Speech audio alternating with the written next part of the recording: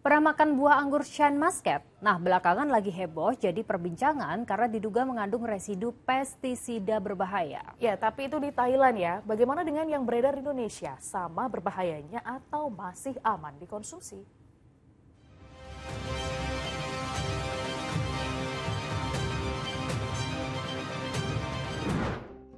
Ya, sekilas tampak menggoda, tapi akhir-akhir ini buah yang satu ini tuh lagi hangat diperbincangkan. Bukan soal rasanya, tapi ternyata anggur Shine Muscat ini memiliki kandungan kimia berbahaya. Tapi itu di Thailand. Bagaimana dengan di Indonesia? Kita bahas dalam diskusi. Sebuah penelitian di Thailand mengungkap temuan adanya 26 jenis kimia berbahaya.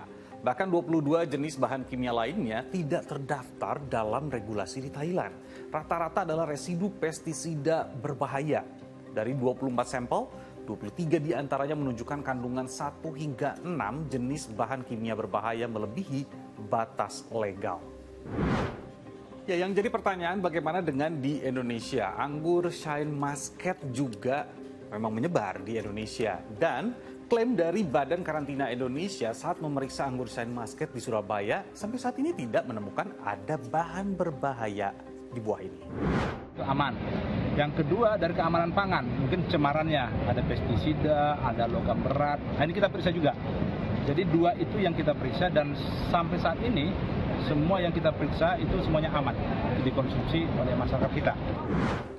Nah, kalau Badan POM baru akan memeriksa apakah anggur Shine Muscat terkontaminasi bahan kimia berbahaya atau tidak. Oh, residu pestisida kan macam-macam. Bisa menyebabkan kanker, bisa menyebabkan kerusakan hati, bisa berbagai macam penyakit tambahan. Dan tentu itu menjadi concern kami. Kami setelah dari ini dan sudah ditegur tadi, kami akan bertindak. Badan Pangan Nasional Bappenas juga akan menyampaikan secara transparan sesuai prosedur yang berlaku. Untuk komoditas anggur, Bappenas mewajibkan adanya keterangan cuci sebelum dikonsumsi. Ini sangat penting untuk mengurangi resiko residu di permukaan buah.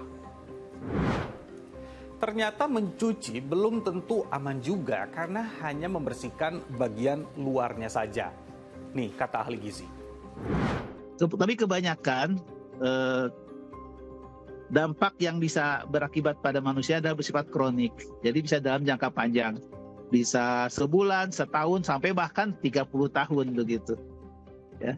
Dan dampaknya bervariasi terhadap kesehatan itu. Intinya sebenarnya kalau mau aman, kalau mau aman ya carilah buah atau sayuran yang organik ya, bersertifikat organik. Kalau organik udah pasti nggak akan disemprot. Kalaupun disemprot ada pestisida alami yang relatif aman lah begitu. Kalau di kita susah.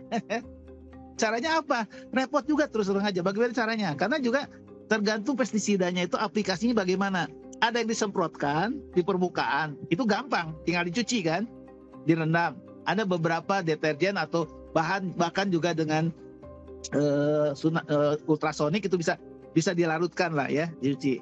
Tapi kalau yang pestisida secara sistemik dari akar masuk ke dalam itu kan masuk ke dalam jaringan buah, itu susah. Jadi gampang-gampang susah gitu. Jadi memang ya salah satu anggap aja lah itu permukaan ya, jadi harus dicuci rendam. Yang pasti jangan termakan informasi yang belum pasti dulu. Jangan panik dulu. Kita tunggu hasil pemeriksaan lebih lanjut. Kalau sejauh ini anggur ini aman. Saya Nabila Biasa, sampai jumpa.